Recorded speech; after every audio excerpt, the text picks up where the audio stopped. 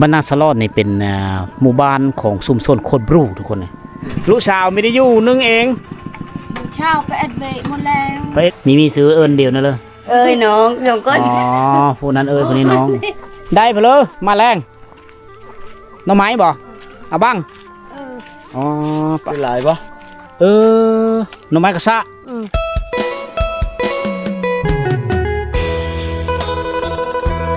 ตัวไม่ได้เห็นกันลายฟ้าลายปีไหวโนฮะอ๋อเชื่อพร้อมมันดิไปเวะแล้วอ๋อ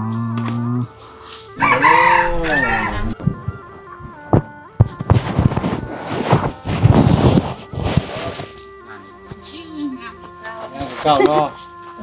ไม่ได้เห็นน้อยเลยบ่โอ้สร้างครอบสร้างครัวแล้วตุ้ยดีพี่มันนี่เนาะโพเล้งดีเนาะงามเก่าปิ่นหน้ามาพี่แม่ที่ปิ่นข้างใส่กันมันลูกชายบ่ฮะลูกชายได้เป็นไงปีปลายแล้วบ่นี่ปี5 เดือนแล้วมื้อนี้ได้มีโอกาสเดินทางมาแวะเงิน5 สาวก็เหลือแต่จักสาวอยู่นี่เดี๋ยวนี้3 สาวบ่3เนาะเอาแล้ว2เนาะสร้างโกโก้และ2นะครับปิดเพลงตรงนี้จะเล่นขึ้นหลายใบ3 สาวเนาะไปเฮียนมาแล้วบ่ผู้นึงนะนางฉันก็ไปเฮียนบ่ผู้ไปทางแขกนั่นสาบุตรมาแล้วสบายไปปลูกมันไปปลูกมันแล้วอยากกินละลูกบ่สบายแล้วมาเฮียนจบแล้วบ่ได้จบชั้นตันยิบ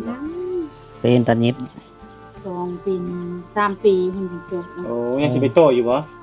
รักเราบ่สบายมาเลยมาเลยเนาะมีสบายเนาะสบายป้าน้อยไปใส่ป้าน้อยเด้ป้าน้อยก็ไปพงกันไปสวนตัวไหนน่ะ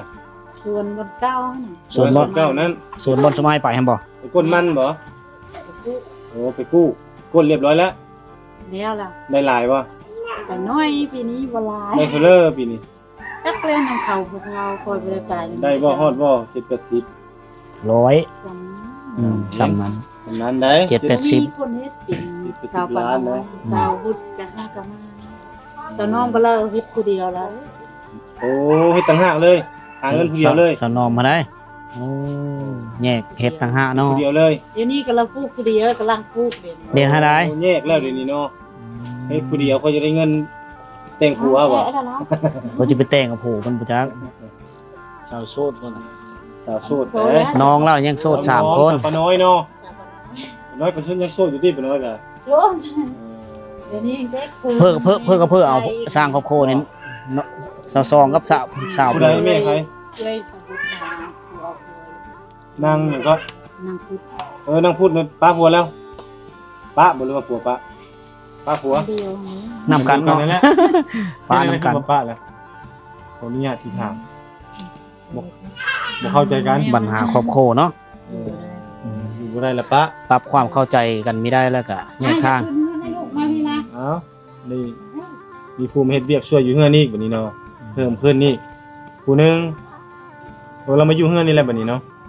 โดนแล้วบ่ป้าโดนแล้วบ่2 เดือนแล้วเนาะนี่แหละพี่น้องเอ้ยชนเผ่าบรูเนาะเอากันแต่น้อยเนาะมีความอดทนต่อกันแล้วก็คือการนั่นแหละเนาะถือว่าป้าเนาะตายบ่ได้เลยบุญวาสนาพี่น้องมันยังมีแม่นคู่ครองกันแท้ยังบ่เป็นคู่สร้างคู่สาเนาะยังบ่แม่นคู่สร้างคู่สาเดินเป็นคู่เวรคู่กรรมพากันก่อนคู่เวรคู่กรรมผัวจะได้ซะไปเวียกแล้วเจ้าอยู่เฮือนเนาะอยู่เฮือนเอาลูกขับรถบ่ขับรถคือเก่าบ่เล็กนี่แหละขับรถบ่เล็กใครนึงเดือนนึงมาเท่านึงบ่หรือว่ามาถูกมือเดียวเอาไกลๆตัวแรกแล้วออกมาพักเวะแล้วเขามาแล้วได้ได้ดีเลยมาชวนพอมาแล้ว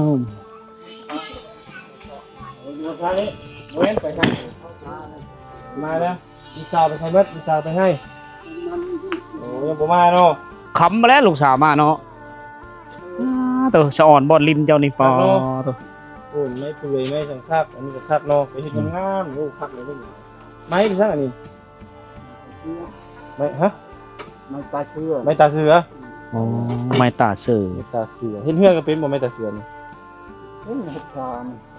อันนั้นก็แม่นบ่ นั่นก็แม่นบ่ อันนั้นก็ตาเสือคือกันโอ้คักเนาะโหบ่ลิ้นเพิ่นละเอียดพี่น้อง หลังๆก็แม่นบ่เฮือน นั่นเฮือนนางล่า นี่ลาลูกเคยมันชูที่เขา อ๋อ เดี๋ยวนี้ป้าแล้วเมื่อแล้ว มาจะมือวางคือ ป้าแล้วเฮือนหลังนี้เนาะกลายเป็นเฮือนครัวแล้วเหมือน เขา เนาะ เมื่อติดกายนี่นะ มาอยู่เฮือนผัวแล้วนั้นได้สร้างเฮือนพี่อันนั้นกำลังสิตั้งใหม่นะเฮือนเขานั้น ตอนลูกเคยไปสู้แล้วอยู่นี้เนาะอยู่เฮือนหลังนี้ โอ้ยไม้อีกทางนี้ กันไม้ตัวนี้ ไม้ตาเสือเฮ็ดเสานี่เนาะ โอ้ยเฮ็ดอะไรป้าตากแดดนี่ ตักคนตักยังมันเนาะ อืม ตากฝนตากแดดแล้วมันจะคดได้เลยนะ ปะแล้ว ป้าแล้วบ่เอาแล้วนี่ ไปซอยเฮ็ดไม้เส้นนี่ ตั้งแล้วมันเหือนลูกชายตั้งพระนอน อ๋อเฮือนลูกชาย เห็นมันขี้ร้ายแล้วบ่เอาแล้วไม้นี่ โดยไม้ ป้าเอามาอีกคักเนาะอันนี้เป็นเสาเทียงตัวนี้ เฮ็ดไม้เส้นก็คักอยู่ยังได้อยู่ ยินไม่เส้นครับป้า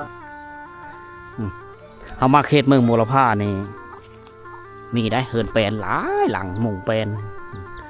อันนี้ก็จะเป็นเราเข้าครับห้องน้ำเขาเจ้าอยู่พุ่นหวังว่าหลายๆคนก็ถ้าว่าผู้เลยได้เบิ่งในช่วงค่อยเริ่มเฮ็ด YouTube ตะมิดน่ะเจ้าจะฮู้จักว่าอันนี้คือบ้าน5สาวก็มากับเบาตุกวิธีลาวตั้งแต่2ปีกว่าแล้วล่ะมาตอนนี้สร้างครอบครัวไปแล้ว2ยังอีก3สาวอีก3สาวนี่พวกอยู่โซมันต้นนะบ่ค่อยพาทุกคนไปพุ่นเลยมีเถียงหน้าอยู่พุ่นโอ้ไกลเด้อไปตอนนี้ไปก็ประมาณ3ลักมหาสูงเจ้านะแต่มามื้อนี้พบแต่น้อง2มันน้อง2ยังเหลืออยู่3สาวทุกคนเลยมื้อหน้าเฮามามื้อหน้าถ้าว่าโอกาสดีได้เจอ3สาวเฮาจังได๋เยี่ยมยามถามข่าวน้องคนใหม่บ้านนาสลอดนี่เป็นหมู่บ้านของชุมชนคนบรูทุกคนนะแต่วิธีการดำรงชีวิตนี่คล้ายๆคือกันกับผู้ไทยบ้านเฮาโดยเฉพาะก็คือมุ่งแปนนึ่งข้าวแล้วบ่อ๋อนึ่งข้าวนี่บรรยากาศคอยค้ำลงแรงแล้วก็นึ่งข้าวโต้งน้ำโมไว้สระผมเปื้อเนาะลูกสาวไม่ได้อยู่นึ่งเอง เช้าไปเอ็ดเวหมดแล้ว ไปเอ็ดเวอีกเถอะ เขาไปคนอากันนั่นไปปลูกมัน ปลูกมันต้น ปลูกมันต้นเพื่อกับไปปลูกมันต้น เห็ดสูตรหลายเนาะเห็ดสูตรมันต้นหลายเนาะ เอาลานเด้นึ่งข้าวเด้ อีมิละเอาหลานนึ่งเขาทันเด็กยามแรงเอ็ดแล้วนี่แหละวิทุกคนอยู่หื่นปู้สะออนหลังคามุ่งหื่นเดี๋ยวนี้คัก ว่าพักเนี้ย เอาต่อหน้าไปมีเห็ดและตกเป็นเส้นลุเส้นหลานเลย มันพูดตกอยู่ก็ได้แล้ว โหบ่มันหลายปีแล้วเนาะ หลายปีก็แต่ลูกยังน้อยเอ็ด เอ็ดเนาะ อ้าว ผ่าเป็นมุ่ง เอาแต่ผู้หั่งเพิ่นแล้วเป็นเนี่ย ผู้หั่งอันนี้เขาเอิ้นผู้หั่งบ่ผู้หั่งเนาะ ผู้หั่งก็หาบเอาแต่ผู้หั่ง หาบเนาะ หาบเอาแต่ มาลุงตุงติงมาแต่ผู้แห้งกันเนาะ เอามาแต่ผู้หมดแล้ว แต่กี้มันนี้มีรถนี้มีเพลอหน หาบเอา หาบเอาอองเอา หาบเอา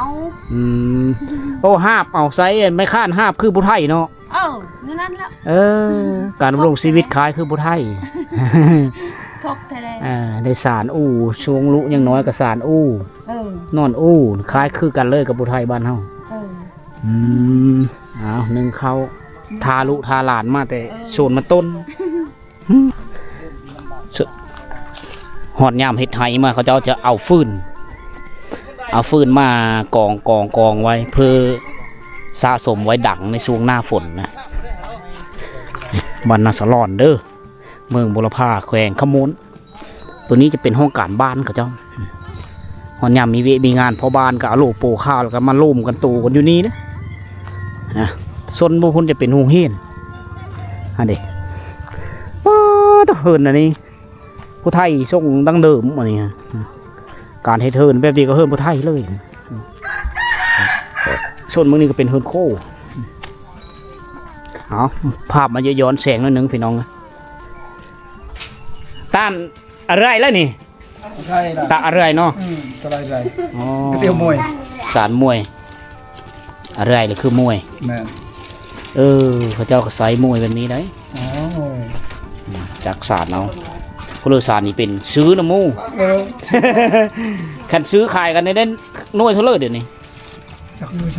30 30นู่นละแสน อ๋ออยู่ตลาดเลย อ๋อ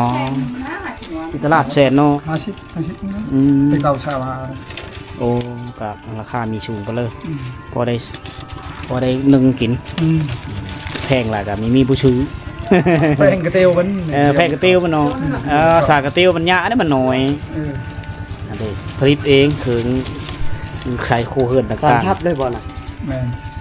สารทับเลยแหละเพิ่นเอามาเฮานี้เพิ่นกับพ่อเด้อจังได๋ในห้อง เอ นี้ อจังนอนนี่พอ หาไม้คัดไว้บ่อันนี้คืออะไรอะไรเลยมันมวย ตะเคียบพุ่น คือเลยว่ากลางคืนละไตบ่นี่นิ่มยับบ่คืน ไม่ได้ตาย มีได้ไต เอาไว้เอใช่ป่ะไฟแสงสี ไอ้เสียง กินไปเลิกงามได้ป่ะ อย่าไปยอมตอนนี้ มันยองตัวนี้ได้เนาะหอนๆนี่เนาะ พี่เลิกคือโชดเชยนี่เนาะ อุดมสมบูรณ์เนาะเจ้าเนาะ ไปดูชบูรี ป้าสอนกระยังจ้ะเด้ เอ้า สบายดี สบายดี ไปแต่พูดงามมาทางเลิกนี่ เอากองนี่ โยผู้สาว ผู้ชาวนี่เนี่ยชื่อในเลิกผู้ชาว นี่ก็ว่างก้อนเลยโทรศัพท์ก็ลง ชื่อในเลิก ก้อนเล ไม่ ย ได้ซื้อ นี่ดิหักกะ เอาเอิ้น ล็อกก่อนล็อกโทรศัพท์ เอิ้นกันได้เลยซะ เออเอา มีซื้อเอิ้นเดียวนั่นเลย เอ้ยน้องสองก้น อ๋อผู้นั้นเอิ้นผู้นี้น้องบอมตรง คือ นี้ อยู่ว่าฝาแฝด คืออยู่ คืออยู่ไหน ก็เลยเป็นเอิ้นนี่ผู้เสื้อดำบ่ คนนี้เป็นเรื่อยคนนี้เป็นน้อง อ๋อ คนนี้สาวแก้วบ่ สาวแก้ว นี่สาวล อ๋อคันลำแก้วแห้งคัก อันนี้แก้วลำแก้วลำก็ได้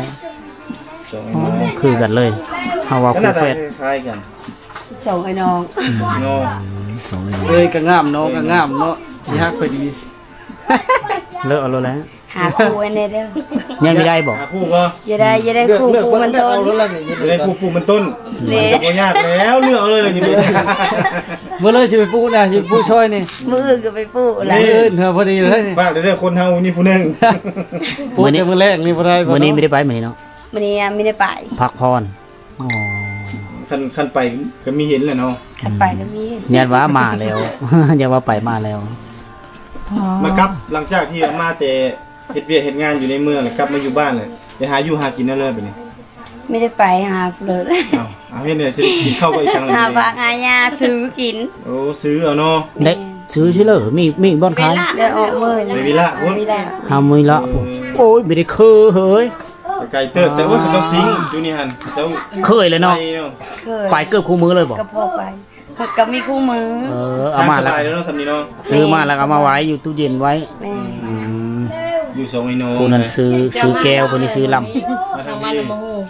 มาทางนี้ จะกลับแต่เงินกลับทางเก้า ยังสิไปทางหน้าติดเด็กเลย ำยันกลับต้อง ยากเลยเนาะ ทาง แต่คันมาไปเส้นทางบ้านน้ำหูน่ะยากก็หามาเมื่อวานนี่มื้อซื่อนั่น ย่าบอก กี่ฝุ่นอยู่พี่แหละ ฝนไม่ได้ตกเท่านี้เนาะ มันบ่ได้ตกมันตกมันค่าน้ำมะฮูเด้น้ำมะฮูไปเซเว่นทาเพิ่นบ่ได้ตกเลยนะ ไปทางข้างนอกตกเลยตกไปทางตะเปียเลยแหละแม่ล่ะ เปียเลย เจ้ามาติดวิบ่ เก่าเอ็ดเวียอยู่ใช่ไหม จะพ่อให้ใจ มันอยู่แถวตะแคกนี่แหละไม่ได้ไป ย่าแล้วไป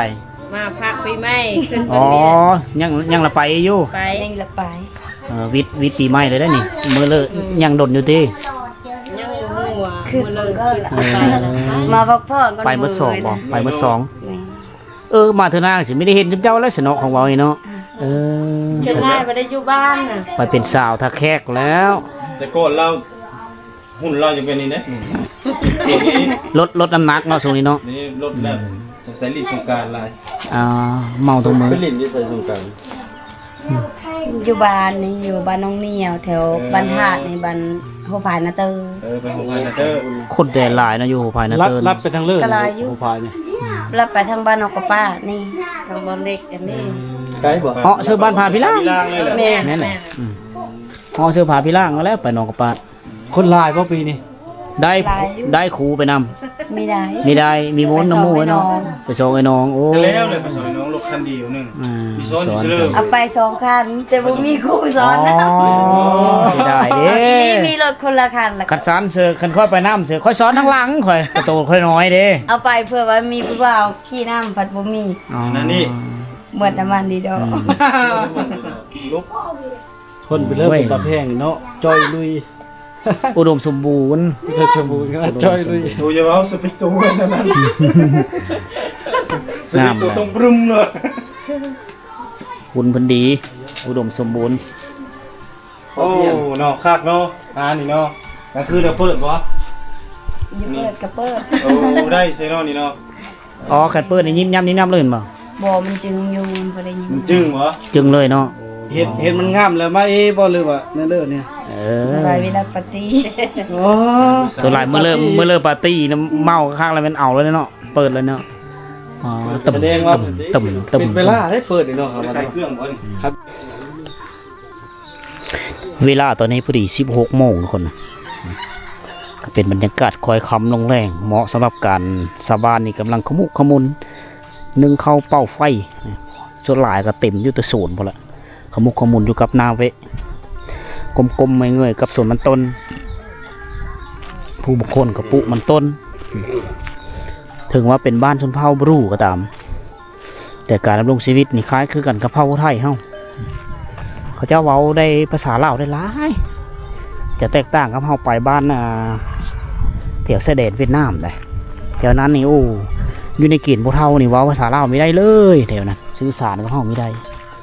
มาแถวนี้สบายแถวนี้เว้าภาษาลาวก็ได้เขาเจ้ารับฟังได้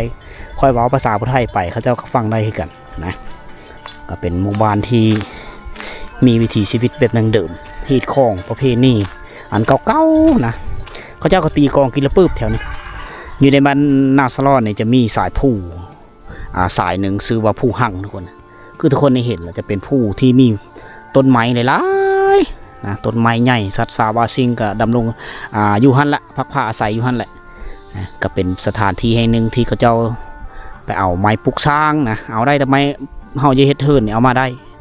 นะถ้าว่าเฮาจะเอาไม้ไปขายไม่ได้นะเขาก็มีกฎห่วงห้ามของหมู่บ้านอยู่นำมันจะพูดแหละสายผู้เขียวๆไปแล้วมาสร้างสามาพัฒนามาปลูกเฮือนเป็นเฮือนหอนี่ตัวนี้ก็จะเป็นโรงเรียนบ้านเฮือนของเจ้านะโอ้เป็นบ้านกว้างบ้านที่สะอาดก็มีเฮือนแปลนมุงกระเบื้องก็มีมุงแปลนก็มีมุงสังกะสีก็หลายเดี๋ยววันตัวเตียดกำลังนึ่งเข้าเป้าไฟแล้วบรรยากาศยามแรงพี่น้องคอยด้วยเลยเนาะคอยด้วยป่ะนึ่งข้าวให้เมียอ๋อคักเอ้ยโอ้หากเฮ็ดไม่เนาะเฮือนเจ้าน้องงามเนาะอยู่กันแบบสบายเลยนี่มีไห้มีหน้าเฮ็ดหน้าพร้อมแถวบ้านเนาะ ผู้คนก็เฮ็ด ส่วนหลายนี่เฮ็ดไห้เนาะมันมีเนื้อทีบ่แล้วกันเนาะเนื้อทีมีแต่มันปีแต่ผู้ ก็ได้อยู่เฮ็ดแต่เฮือน อ๋อมันผู้หลายโพดเนาะ ก็เลยเฮ็ดไห้เอาอยู่กันแบบพอเพียงทำแล้วนึ่งข้าวนึ่งน้ำละ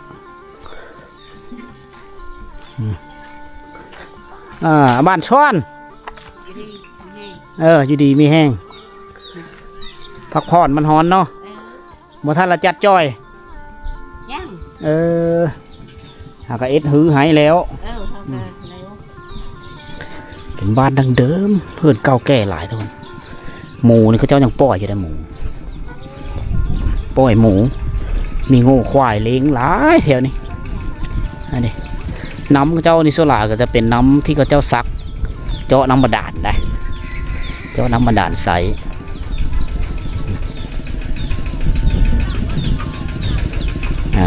มีห้วยแถวนี้ไปไก่เติบได้เขาเจ้าจะไปหาปูหาปลานะปล่อยห้วยพิลบุเจ้าก็เฮ็ดสวนในช่วงหน้าแรงเฮ็ดสวนแบบนี้กำลังมากแต่ให้แต่หน้าเอาฟืนมาพร้อม มาตะหน้าละแก้ฟื้นมาน้ำผู้เฒ่าเลยเอาหลานอยู่เฮือน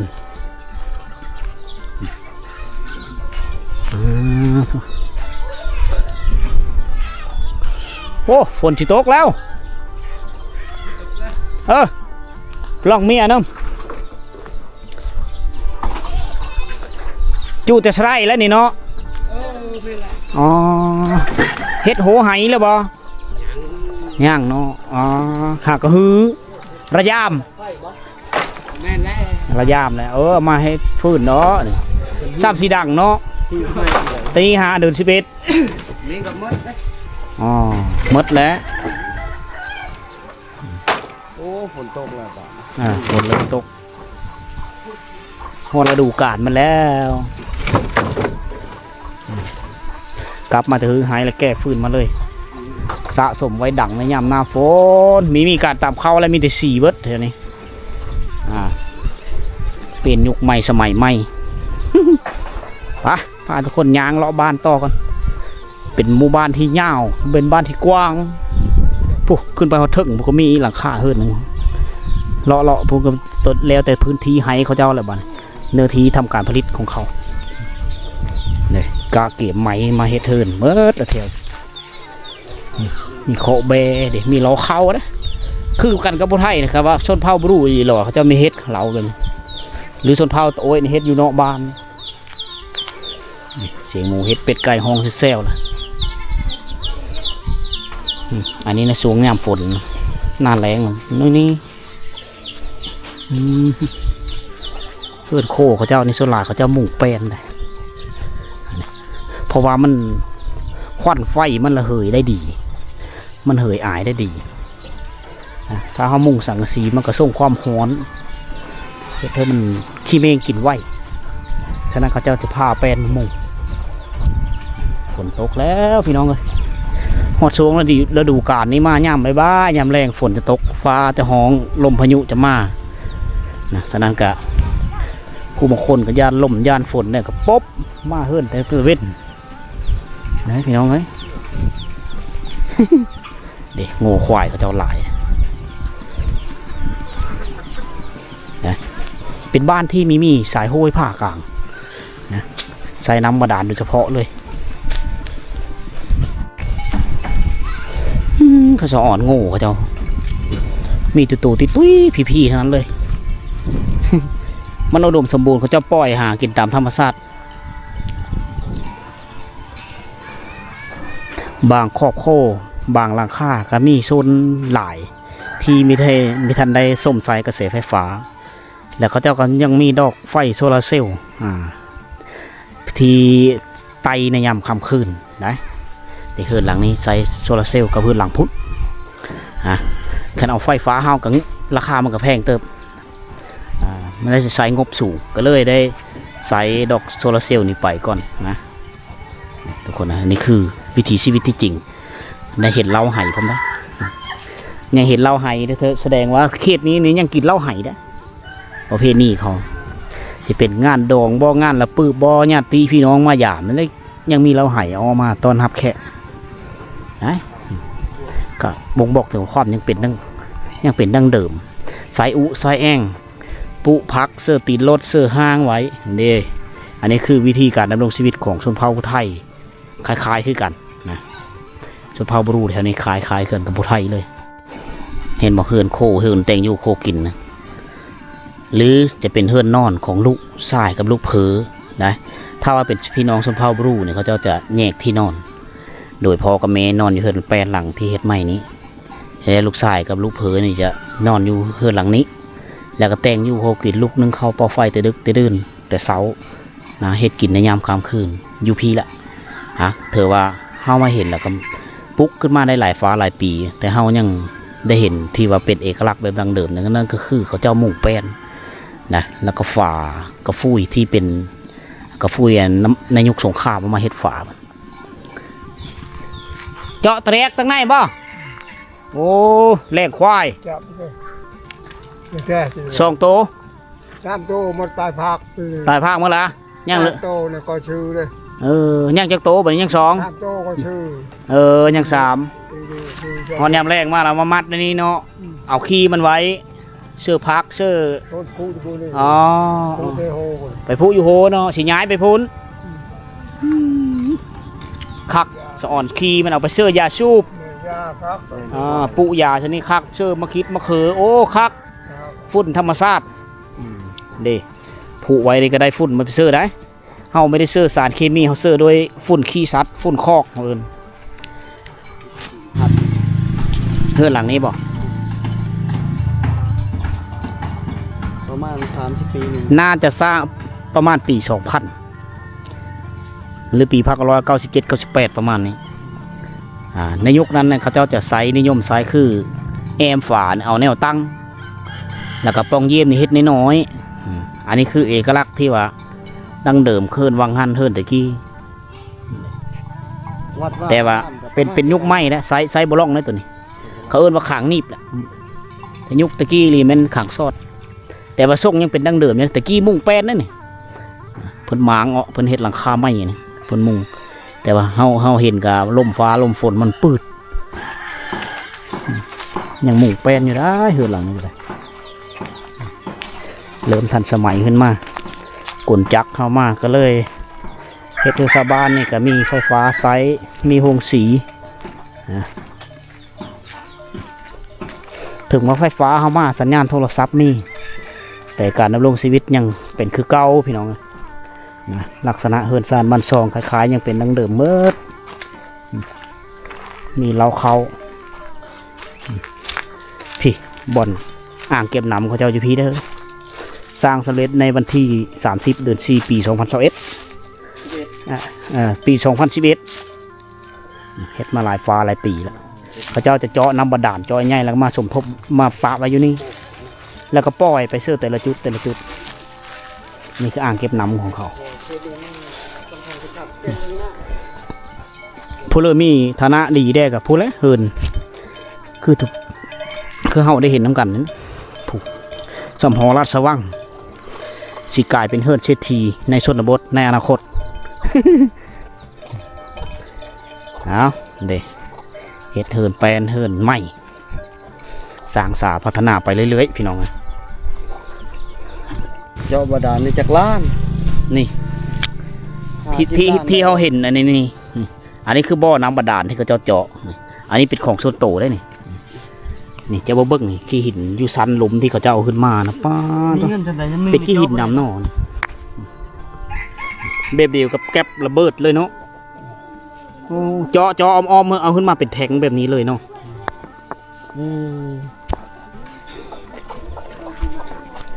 ได้เพลอมาแรงหน่อไม้บ่เอาบ้างอ๋อ เป็นหลายบ่ หน่อไม้กระซะ อันนี้กินได้บ่นี่นะ กินได้อะ อ๋อคือยอดเขิง เป็นเคอเป็นเคอย อดเขิงเนาะ ตัวมันเป็นน้ำแม่นบ่ แม่ใบมันม่นนะเนาะ ส้มๆบ่ ต้มบ่ ต้ม แซ่บเนาะโอ้จำแจวแกงกับลูกไม้เลยป้าต้องสอนเจ้าเด้สอนเจ้าได้อาหารธรรมชาติอันนี้คือภาพบรรยากาศในยามแรงๆอยู่ที่บ้านนาสลอนเมืองโบราพาแขวงขโมนกับเป็นบ้านที่เป็นชนเผ่าของชนเผ่าบรูในเมื่อก่อนก็เอิ้นว่าเราเทิงนั่นแหละนะแต่ว่าเว้าคู่มือนี่คำว่าเราเทิงนี่เป็นคำเว้าที่มีโมนแล้วได้นะตะกี้มันมีเราเทิงเราสูงเราลุ่มตะกี้แต่ว่าปัจจุบันนี่แยกเป็นชนเผ่าเอาก็เอิ้นว่าชนเผ่าบรูนะมันจะโมนนะ อันนี้คือบ้านเขาเจ้าเว้าได้ภาษากลางเว้าได้ดีโดยเฉพาะคือเว้าภาษาลาวนะฮีตของวัฒนธรรมดังเดิมแถวนี้ยังเป็นรักษาฮีตเก่าคงเดิมไว้โดยเฉพาะคือเฮิรนที่เขาเจ้าเฮ็ดนี่เขายังนำสายมุงแป้นคล้ายๆคือกันกับผู้ไทยเฮานะบ้านผู้ไทยเฮามีวัดได้แถวนี้เพราะว่าเขาเจ้าเสือถือผีคือเก่าคำว่าชนเผ่าบรูนี่บางท้องถิ่นก็มีวัดได้คือบ้านผาพิรางเมืองวิลาบุรีนี่เขาเจ้ามีวัดนะลงวัดฟังเทศฟังธรรมนะมีเสือถือคู่บาลงวัดลงจักหันจักเพนคือกันนะแถวเลยมันคือผู้ไทยแล้วเขาเจ้าถือคิดของวัฒนธรรมคล้ายๆคือกันกับผู้ไทยแต่ว่าอยู่เฮิรนอยู่ซ่านเขาเลยเขาเสือถือเลยเสือถือผีปู่ผีญาเคินวากะเนะแหละกกเขาเราก่อเขาบรรพบุรุษเขาเจ้าก็ไม่ได้ปะเขาห้อยไว้อยู่เทิงหมด นะแต่ว่าลงวัดลงว่าเฮ็ดคือกันนะอันนั้นจะแตกต่างแต่ว่ามาเที่ยวนอกแถวนี้นี่มีวัดทุกคนเขาเจ้าจะเป็นอุ่นมาบางเธอก็ได้เหย่านะได้เหย่าจำหมูจำผีจำเป็ดจำไก่คล้ายๆกันกับแถวเสด็จบ่งบอกถึงว่ามันคือความเป็นดั้งเดิมของฮีตเก่าของเดิมเขาเจ้าปะไม่ได้นะเดี๋ยวนี้ยังมีวัดเทิมบางเธอก็ต่อหน้าไปน่าจะมีนะอีกตามเสื้อการซีน้ำผ้าของ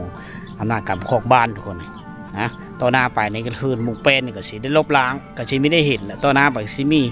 เฮิรนก่อเฮิรนที่มุงกระเบื้องมุงสังกะสีนะท่าสีไปเลยประดับประดาเพื่อมันงามตามยุคตามสมัยตามท่าแห้งที่เขาเจ้ามีโดยเฉพาะคือปัจจุบันนี่ก็